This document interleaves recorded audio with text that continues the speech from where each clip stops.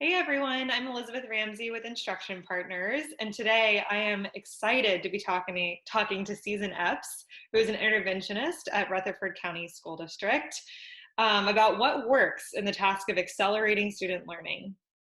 And Susan, I know that you work with teachers on interventions for students and lead interventions for students, and we are really excited to bring your perspective to the Rethinking Intervention series as we try to understand the different points of view on intervention just across the field. Thank you for having me. Yeah. So to get us started, I was hoping you could share a story of a student that informs your perspective about what it looks like to help students accelerate learning. Absolutely. So I've had the pleasure of being an interventionist in Rutherford County for almost 10 years now. And I feel like I've kind of seen it all, and run the gamut of, students who were so far behind, I honestly didn't know if we were going to catch them up, to ones that just needed that little tweak. But there is a student that we had 2 years ago that really made me start thinking about digging into those misconceptions. He was a fifth grader, had come to us from another school district, and with all of the tests that we had given him, kind of looks like one of those flatliners. He, wasn't going to go anywhere, wasn't going to do anything. Came into my group, and I really just started having a lot of conversations with him, and it really uncovered that it wasn't that he didn't have that mathematical foundation. He just had some holes, which is, what the whole point of intervention is to fill those gaps in and make that foundation stronger. So I did a one-on-one diagnostic with him, talked to him little bits, probably 15 minutes here and there when I could catch him outside of the time that we normally had together, and decided to kind of develop a plan for him that went in conjunction with what he was going to see when he was with my group, but also just trying to push him a little further and connect what he was doing with me to what he was doing in the classroom. And when I tell you that the light bulb came on, he started with us in August. By late December, right when we were getting ready to go into the new year, had proceeded to move into, we were recommending him to move to tier 2. He stayed in tier 2 for maybe not even 2 months. And really, he probably could have gone right back into that tier 1 intervention, and that intervention time. But just trying to follow the guidelines that we as a state had established, we moved him from 3 and then 2 and 1, and he just blossomed. I mean, he was excited to come work with me because he felt that success, but he also felt the success in his class. So that made the big difference of him being able to connect what we were doing to what he was doing in the classroom. And so by the end of the school year, his teachers were just amazed. And we bragged on him all the time about what great accomplishments he had made in just that short amount of time. But that kind of goes back to my philosophy about the whole digging in. Like, could have just came into my group and he could have went along with whatever we were doing.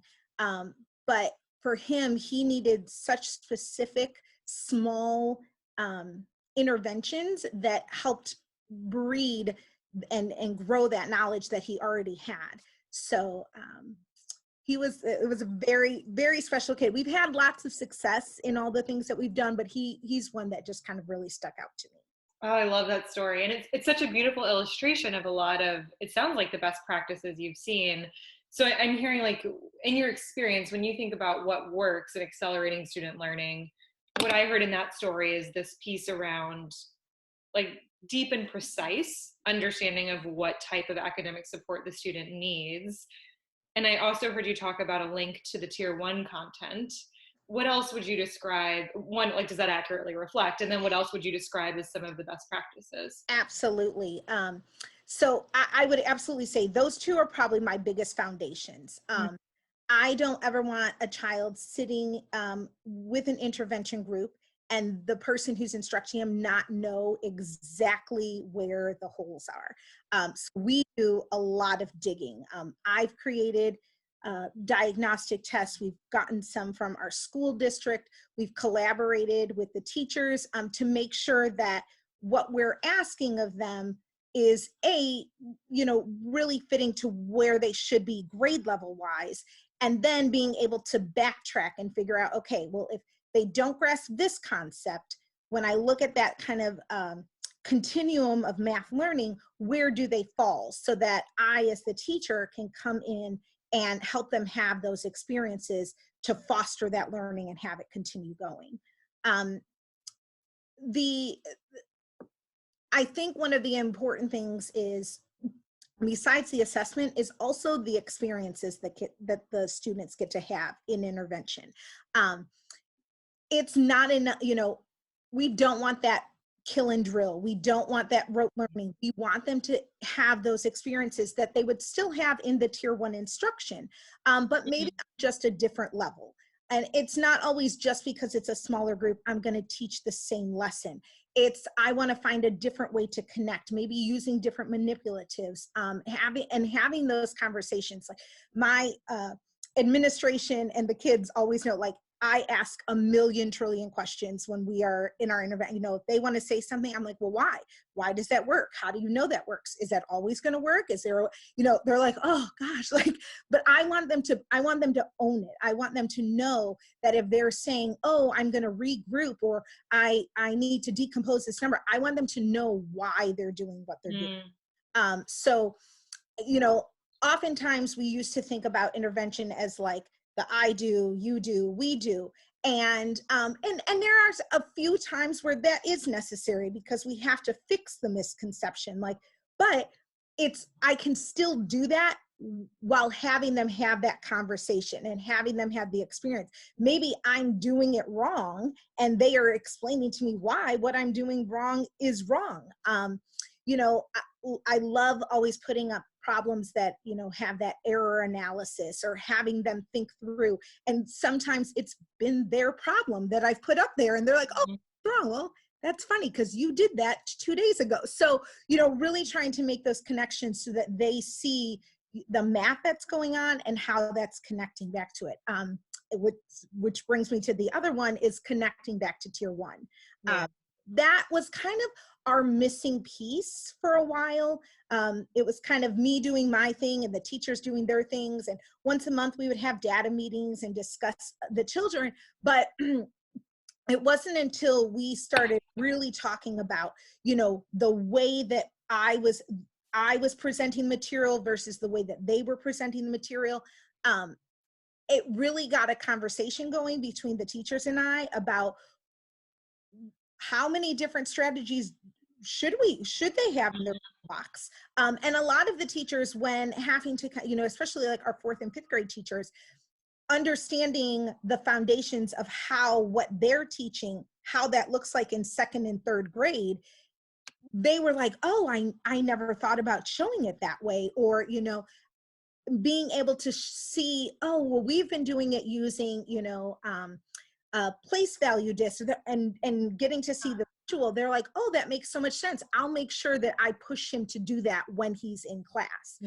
So making that conversation between the teachers, but also to the students. So having that child be able to look and say, oh, this is just like what we're doing that is my favorite thing to hear. When what we're doing in our small group, they're making that connection to what they're seeing in their grade level class.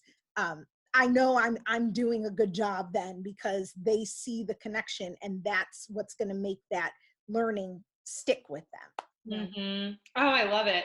So I'm hearing again the understanding of precise needs, the link to tier 1, both in coherence of content, but also strategies kids are using.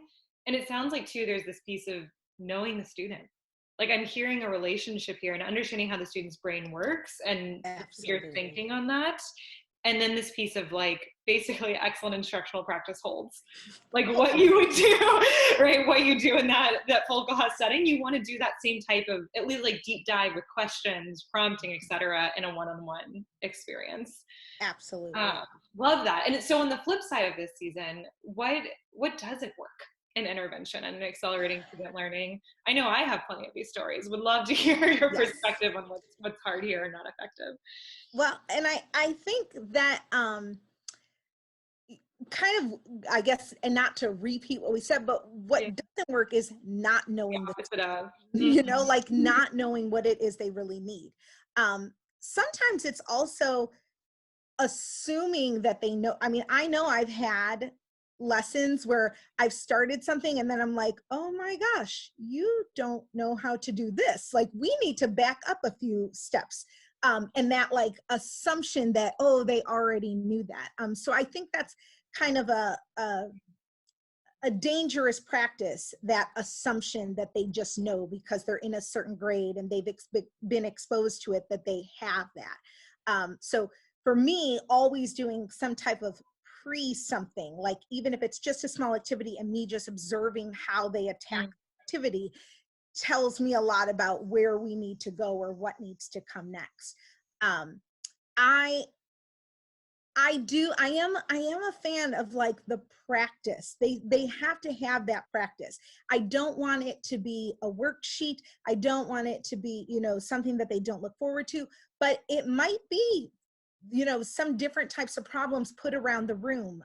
One thing that I absolutely feel like I have learned so much in these past few years is not focusing just on the computation, but, you know, having them engage in real world context problems, you know, using the contextual problems to teach the math.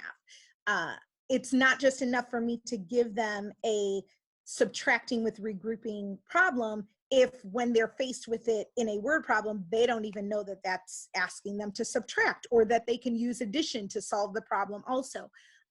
So I think for me, that's been one of the biggest changes of what not to do is, you know, we're not just going to stay focused on just the computation, but the understanding as the whole is really what's important, because there's so many, I mean, we've learned over these, you know, past 5, 6, 7 years that there's so many different ways that you can come to the same answer. You know, when we do number talks, that's the beauty of it. There's 50 different ways that you can get. Now, one might be more efficient than the other, but, you know, when I was in school, there was one way. That was what we did. Right. Didn't do it. I mean, I can visually remember doing a paper wrong and my mother erasing the entire page and me having to redo it because I didn't do it the way it was supposed to be done. And so I think that's one of the things that we have to not do is, you know, put them in this little box and say, this is the only way that you're going to be able to. So it's like remembering what we've learned about the standards and shifts as a part of intervention. Absolutely. It all applies. Absolutely. Wonderful. So as we look forward to the fall, we are in a unique circumstance. What do you think that teachers need to be ready for this fall? You know, I think we are in unprecedented times. Yeah. And I think one of the biggest things is that we have to know that our kids are going to come to us at so many different levels this year. You know, I know that there are kids that parents are still continuing the learning and still working, and I know there are students that haven't picked up a book or maybe done a math problem or a math game in, you know, 3 months now.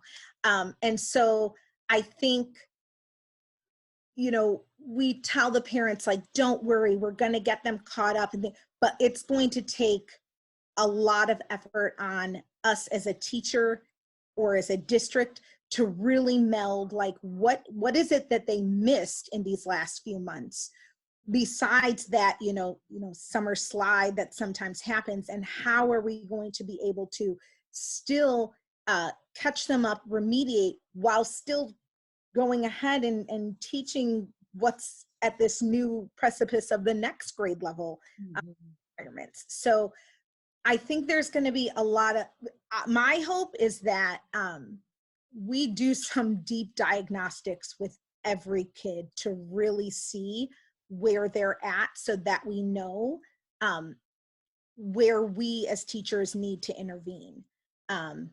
I know I know with my school, we are very fortunate that sometimes we're able to not look at them by grade level, but by skill. And we might have to, do some outside thinking as to grouping students into what they need, not necessarily just, oh, they're in fourth grade, so everybody's going to be doing this in fourth grade. There may be students that still need, we still have those tier supports, but those are going to have to be really, really specific and really, really precise if we want to, catch them up as quickly as possible. Mhm. Yeah, what do you think? It never ceases to amaze me how hard the job of a teacher is, period. And then when I think about it in these times and the layer of intervention, like I'm hearing this need for strong diagnostics that help actually tell you where students are, Yeah, flexible thinking about how we use time and groupings. But this seems to also require of teachers a deep understanding of math content and then the ability absolutely. to flexibly solve. And I don't know if that pulls from curriculum materials. Like, what are the things that make this more possible for teachers or make it easier? Do those things exist, or do you have ideas there? Yeah, I I think going back to that like learning continuum. I know Tennessee as a state has done training on those, and I know there's things out there that kind of show like even in an addition, subtraction, or multiplication, division, or fractions, like that there's a continuum of learning. And Mhm. so I think if as a teacher, I can understand where first where my standard is on the continuum of learning, but also being able to backtrack and say, okay, if they're not here, what are some of these steps what are those, little small foundational pieces that need to be in place in order for them to be able to get there? Uh, there's a lot of books that I am a huge math nerd. And so there's so many books that I read that talk about, like the different levels to get us up to here. Mhm. They may seem like small steps, but they're foundational and they're important steps. So I really think it's going to take kind of an effort of a district as a whole to look at their scope and sequence and Mhm. how, they're expecting their teachers to incorporate some of the learning from the previous year into what's expected of this school year. I mean, I think it's going to take, instruction partners has always been great to like find good resources and getting us to those right websites and search engines that give quality Mhm.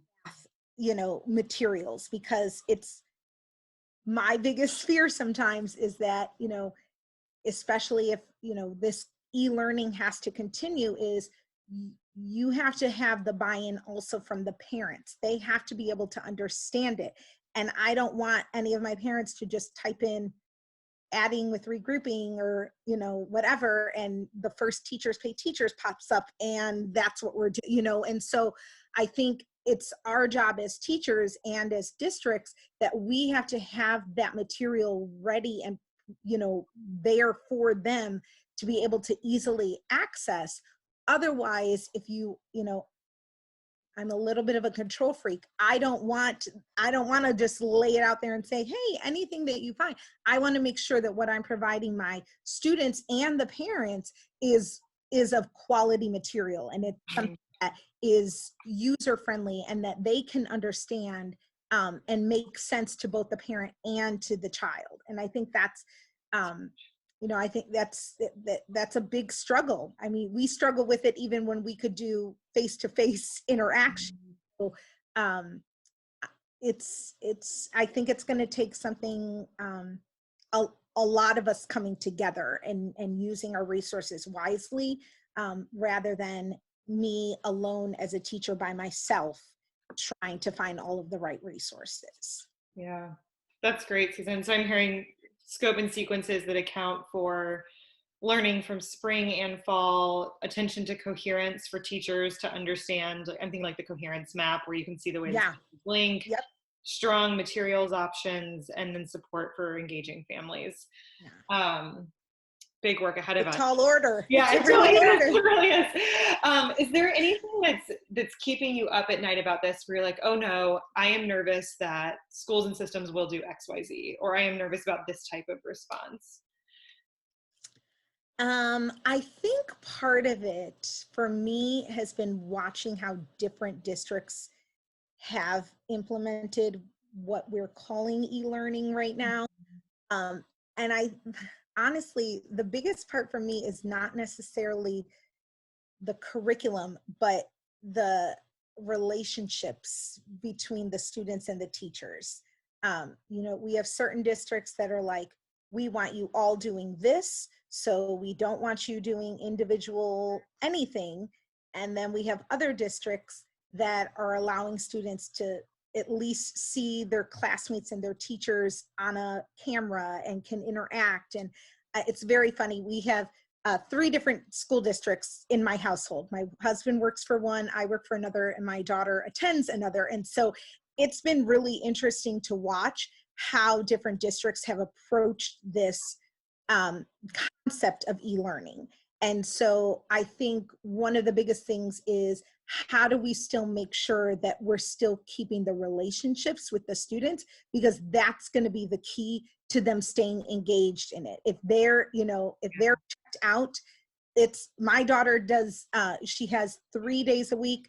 I mean, you cannot tear her away. If it is almost 2:00, we had better be at the computer and ready to go, because she wants to see her teacher. She wants to see the other kids in class. Like this morning, what time is it? Okay, I've got 4 hours. Yes, you do. And she wants that. And so I think that's going to be a key to keeping everybody motivated to continue learning, even though we're not in a classroom. Wonderful. Susan, this has been so valuable. Your perspective is always thanks. So appreciated. Oh gosh, thanks for taking the time. Is there anything else that you want to leave us with, or want us to think about? Oh gosh, there's so much, but I think I've kept trying to tell myself that, as a mom and a teacher and all of these things, like, we just have to give ourselves grace. And we have to remember, like, we're all doing the best we can. And so we just have to keep doing the best we can every single day. And so, next year is going to be very interesting, but I really do feel like if we can all stay in it together and keep our eyes focused on the child and look at them as a whole, then I think we're going to come out of this even better. I think we're going to find new ways to reach parents and reach students. And so I think this is putting us, in an uncomfortable place, but that's kind of where most of the learning grows. So, thank you for this closing word, Susan. So good to talk to you. You too. Have a great day.